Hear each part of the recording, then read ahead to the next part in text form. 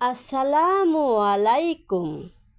আজকে ভিডিওতে আলোচনা করব যে সমস্ত মহিলা মা ও বোনেরা সকালবেলা 2টি আমল করে কাজকর্ম শুরু করবে, আল্লাহর কসম করে বলছি ওই ঘরে আল্লাহ তাআলা সুখ শান্তি অর্থ সম্পদ দিয়ে পরিপূর্ণ করে দিবেন। ওই ঘরে কখনো অভাব অনটন আসবে না। ওই ঘরে মানুষ না খেয়ে থাকবে না। কঠিন রোগবালাই বালা মুসিবত থেকে আল্লাহ রাব্বুল আলামিন ওই ঘর এবং ঘরবাসীদের হেফাজত করবে। অনেকেই বলে এত আমল করি, এত দোয়া করি, কিন্তু ঘরের মধ্যে বালা মুসিবত তো লেগেই থাকে, বালা মুসিবত দূর হচ্ছে না, অভাব অনটন দূর হচ্ছে না, রোগে শোকে এবং বালা মুসিবতে আটকে আছি। তাদেরকে বলি, আপনাদের আমল কোরআন হাদিস মোতাবেক হচ্ছে না। কোরআন হাদিস মোতাবেক যদি আমল করতে পারেন, ইনশাল্লাহ আপনার ঘরে আল্লাহ সুখ শান্তি দিয়ে পরিপূর্ণ করে দিবেন। রাসূলুল্লাহ সাল্লাল্লাহু আলাইহি ওয়াসাল্লাম বলেন, সুখ শান্তি মালিক একমাত্র মহান আল্লাহ তাআলা।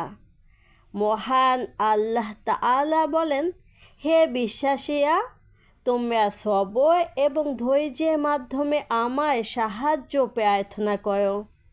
যখন বিপদের মধ্যে পড়ে যাবেন, অশান্তির মধ্যে পড়ে যাবেন, দুশ্চিন্তা ও পেরেশানির মধ্যে পড়ে যাবেন, তখন সবর ও ধৈর্যের মাধ্যমে সাহায্য চাবেন আল্লাহর দরবারে।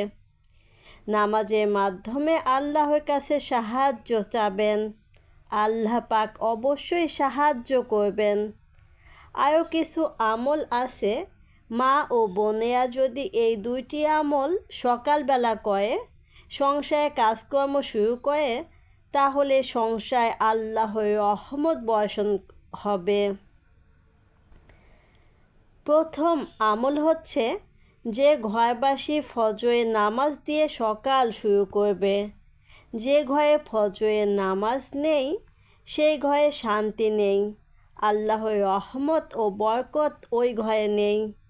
রাসূলুল্লাহ সাল্লাল্লাহু আলাইহি ওয়াসাল্লাম বলেন, যে ব্যক্তি ফজরের 2 রাকাত সুন্নত নামাজ আদায় করল, গোটা দুনিয়ার মধ্যে যত সম্পদ আছে, খাজানা আছে, সব এক পাল্লায় করা হলেও ফজরের 2 রাকাত সুন্নত নামাজ সব থেকে ভারী হয়ে যাবে। তাহলে ফজরের 2 রাকাত সুন্নতের দাম যদি এত বেশি হয়, তাহলে ফরজের দাম কত? রাসূলুল্লাহ সাল্লাল্লাহু আলাইহি ওয়াসাল্লাম আরও বলেন, যে ব্যক্তি ফজরের নামাজ আদায় করল, সে আল্লাহর জিম্মায় চলে গেল। আল্লাহই আমাদের অভিভাবক। আর যদি আমরা আল্লাহর জিম্মায় চলে যাই, তাহলে আমাদের আর কি চিন্তা থাকে? যে ব্যক্তি আল্লাহর উপর ভরসা করে, আল্লাহই তার জন্য যথেষ্ট হয়ে যায়। এই জন্য মা ও বোনেরা, আমরা সকাল শুরু করব ফজরের নামাজ দিয়ে। আর দ্বিতীয় নম্বর আমল হচ্ছে কোরআন তিলাওয়াত।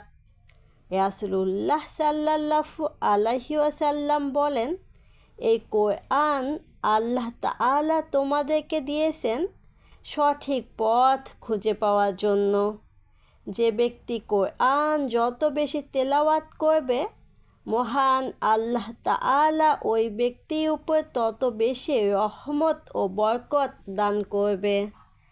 আল্লাহ তাআলা নিজেই বলেছেন, এই কোরআন আমি নাজিল করেছি তোমাদের উপর শান্তি ও রহমত হিসেবে। যে ঘরে যত বেশি কোরআন তিলাওয়াত হবে, আল্লাহ তাআলা ওই ঘরে তত বেশি রহমত ও বরকত ঢেলে দিবে। মহানবী সাল্লাল্লাহু আলাইহি ওয়াসাল্লাম বলেন, প্রতিদিন মাগরিবের নামাজের পর যে ঘরে সূরা ওয়াকিয়াহ তেলাওয়াত হবে, সে ঘরে অভাব অনটন আসবে না।